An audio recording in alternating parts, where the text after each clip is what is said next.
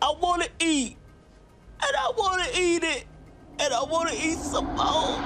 The patients on My 600-Pound Life battle more than weight. Sometimes they're trapped in homes that tell their own story of chaos and neglect.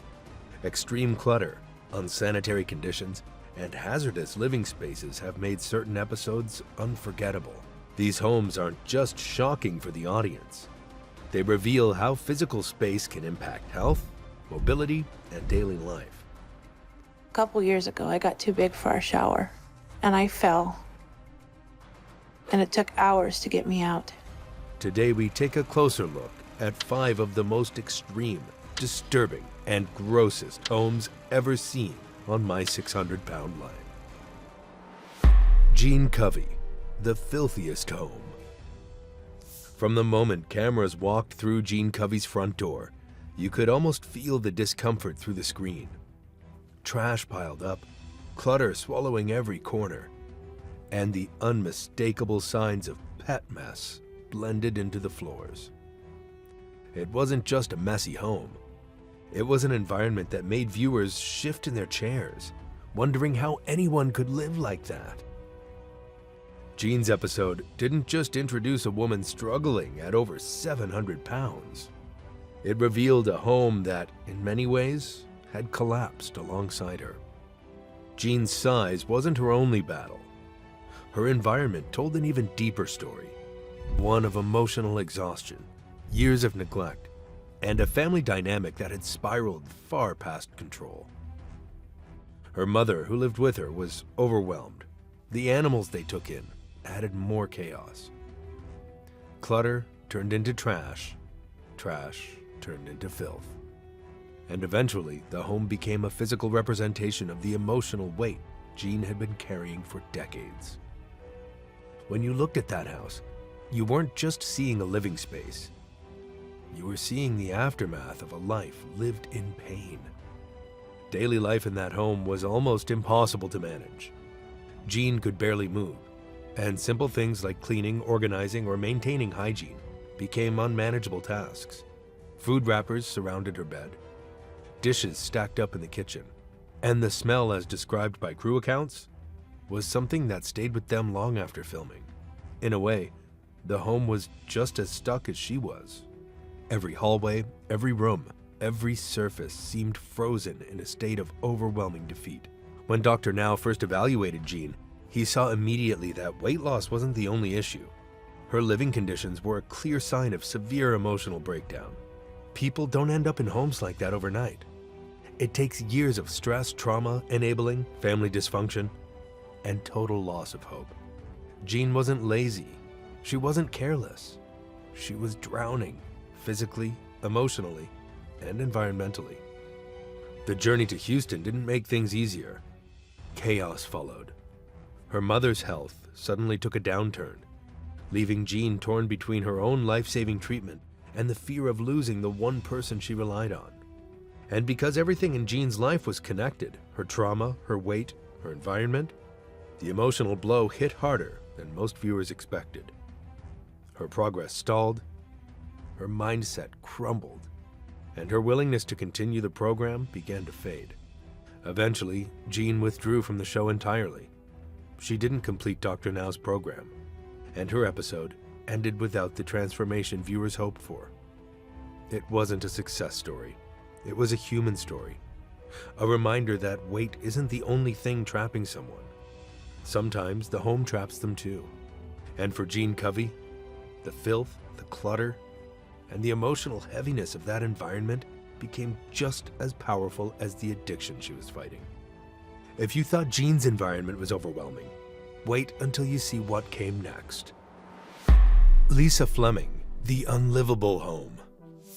Long after Lisa Fleming's episode aired, viewers still talk about the moment they realized just how bad things were inside her home. The clutter, the dirt, and the sheer lack of basic hygiene made it one of the most unforgettable and disturbing environments in My 600-Pound Life history. Lisa wasn't just battling extreme obesity. Her living space had become a reflection of how much her life had spiraled out of control. When cameras first entered, it was almost overwhelming. Trash and dirty dishes were everywhere. Floors were barely visible under piles of clutter, and the air carried a heavy, unpleasant odor that viewers could practically imagine. The house itself seemed to amplify the struggle Lisa faced daily. For someone weighing over 600 pounds, navigating an environment like that added unimaginable physical and emotional stress. Every corner of the home seemed to whisper the weight of years of neglect. Beyond the physical filth, the episode revealed deeper emotional struggles. Lisa's dependence on food, her health complications, and her limited mobility were compounded by the chaotic home environment. Hoarding tendencies, accumulation of waste, and lack of proper sanitation created a dangerous living situation. Even basic tasks, cooking, cleaning, or moving around safely, were nearly impossible. The house wasn't just messy, it was a hazard. Dr. Now immediately recognized that weight loss would be only part of Lisa's battle. If she were to make any lasting change, she would have to confront both her habits and her environment. Therapy sessions addressed emotional triggers, while her team helped her learn how to manage and improve her surroundings.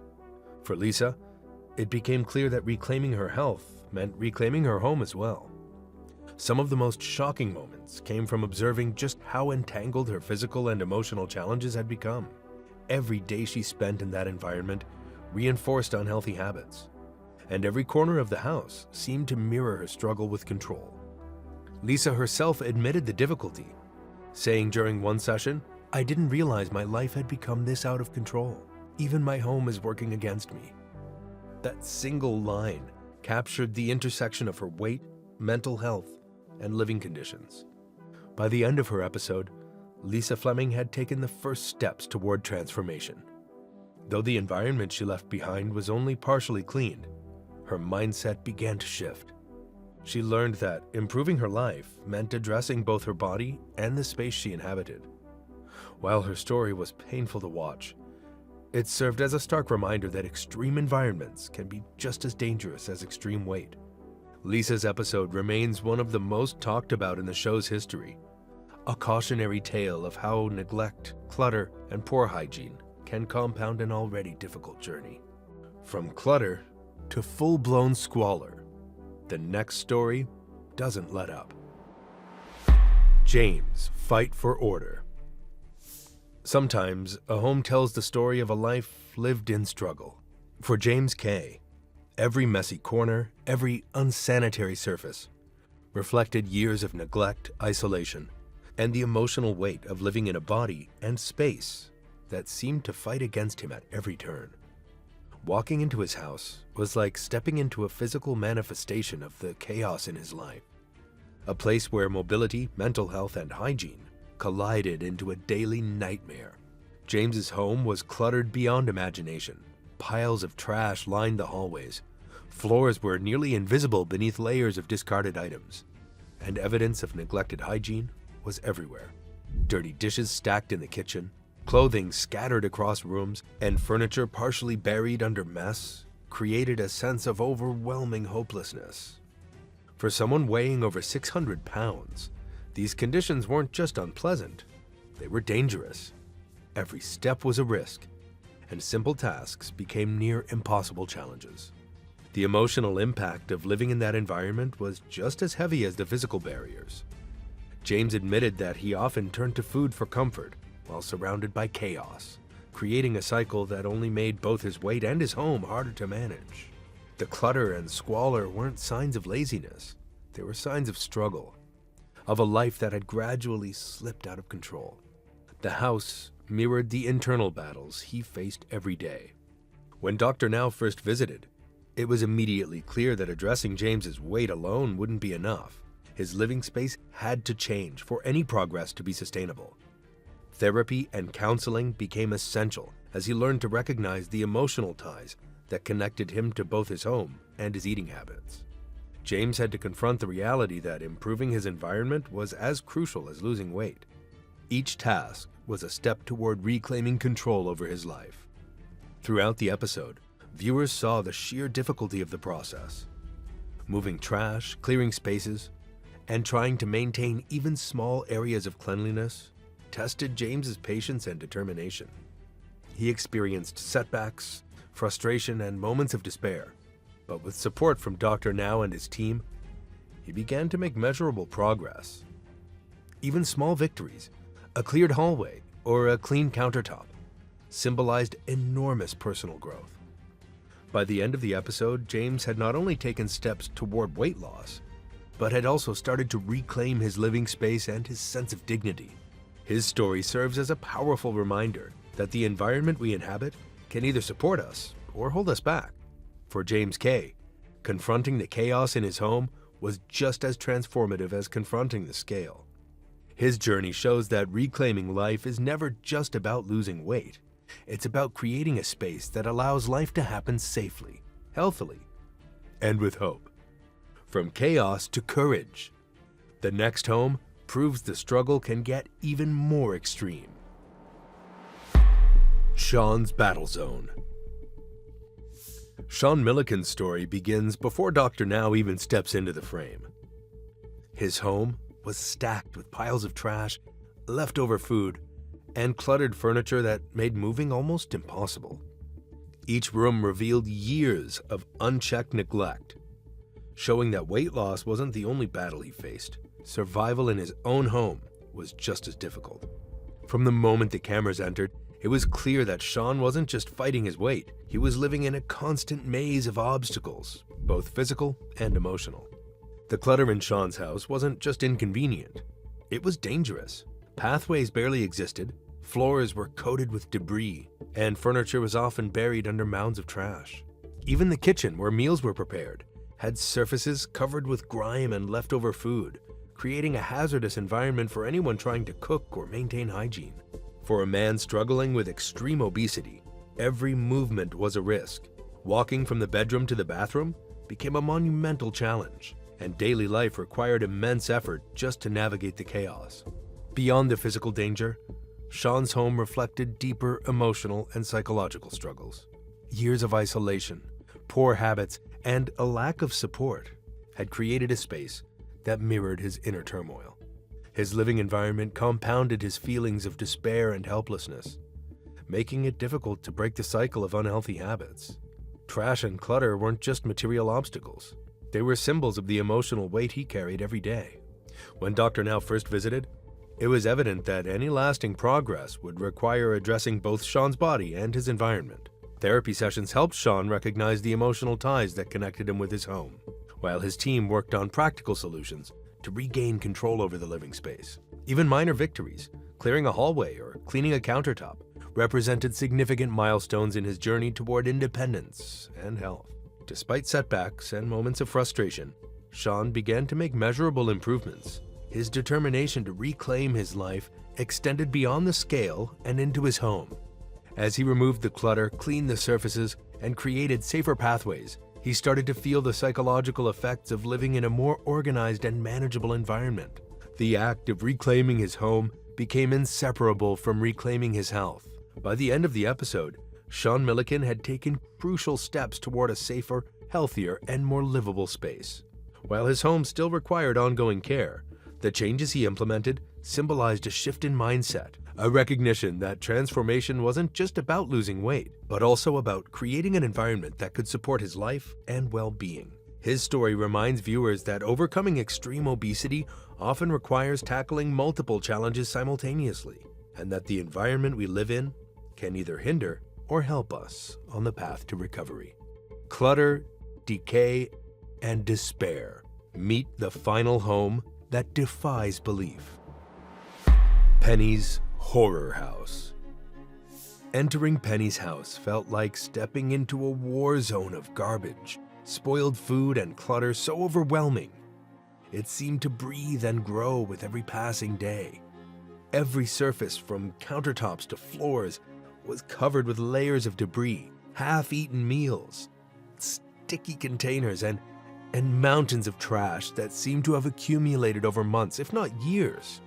The stench of decay was palpable, even through the television screen. A mix of rotting food, unwashed laundry, and human waste that made the space almost uninhabitable. Fans of the show have described it as one of the most horrifyingly filthy environments ever documented on My 600-Pound Life. Penny's living quarters were cramped and suffocating. Piles of clothes, newspapers, and miscellaneous household items stacked so high that some areas were nearly impassable. There were reports of her home housing multiple pets whose care, or lack thereof, added to the already oppressive squalor. Animal waste was reportedly scattered throughout, contributing further to the pervasive stench and creating a breeding ground for bacteria and pests. Flies and insects were seen buzzing through rooms, and viewers noted that the environment presented serious health hazards, not just for Penny, but for anyone entering the space. The kitchen, usually the heart of a home, was particularly horrifying. Dishes piled high in the sink and the countertops, some containing moldy food, were left to fester for days. Expired cans and containers lined the shelves, mixed haphazardly with unwashed utensils. It was evident that basic hygiene had long been abandoned, and the sheer volume of clutter made even the simplest tasks, cooking, cleaning, or even moving around, nearly impossible. Even the bedroom reflected the same neglect. The bed, barely visible under the heap of dirty laundry, discarded packaging, and unclean bedding, was practically unusable. Her personal hygiene seemed deeply impacted by the state of her surroundings. Mobility challenges, combined with her extreme weight, left her dependent on her husband for almost every activity, and the environment only exasperated her inability to care for herself. Watching these homes makes you realize that living conditions are a huge part of someone's journey. Could you survive in a home like this? How do you keep your own space healthy and manageable? Don't forget to hit subscribe to see more shocking and inspiring transformations. And remember, even small changes in your environment can spark big improvements in your life.